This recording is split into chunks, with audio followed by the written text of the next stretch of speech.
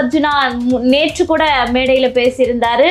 கூட்டணி அதுக்கெல்லாம் வாய்ப்பு கிடையாது, இது 234 வேட்பாளர்களும் ரெடியா இருக்காங்க அப்படின்னு சொல்லி முற்றுப்புள்ளி வச்சிருக்காருன்னு நாங்க நினைச்சோம். ஆனா மீண்டும் வந்து இன்னைக்கு விஜய் டெல்லி சென்றிருக்காரு. கூட்டணி உறுதி செய்யப்படுமா அப்படின்ற அளவுக்கு பெரிய கேள்விக்குறி. ஆலோசனை வேற நடத்திருக்காரு வேட்பாளர்களுடன் சொல்றாங்க. என்னதான் சார் நடக்குது? குடிகாரம் பேச்சு பொழுது விடிஞ்சா போச்சு சொல்லுவாங்க, மது விரும்பி பேச்சு மறுநாள் போச்சு.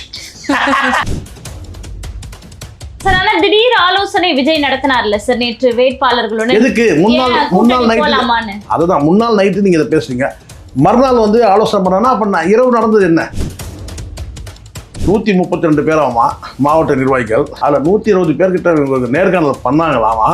அதில் வந்து 98 பேர் என்ன சொன்னாங்களாம், கூட்டணி போயிடலாம் சொன்னாங்களாம். கேனக்கு இருக்குன்னு நினைச்சாங்க நம்மள. நான் பச்சை தமிழ், அதுவும் டார்க் பச்சை தமிழ் நான். அதனால எனக்கு வந்து நான் ஒரே ஒரு வார்த்தை தான் என்னன்னு கேட்டீங்கன்னா, நாம் தமிழருக்கு தடை இல்லாம இவங்க இருந்தாலும் போதும். நான் வந்து அந்த கட்சியில உறுப்பினராக இருக்கிறேன்னா அதெல்லாம் கிடையாது. தமிழ் உரிமை பத்தி பேசக்கூடிய ஒரே கட்சி இன்னைக்கு வேற கட்சியை காட்டுங்க. நீங்க சீமானை தவிர வேற தலைவரை காட்டுங்க.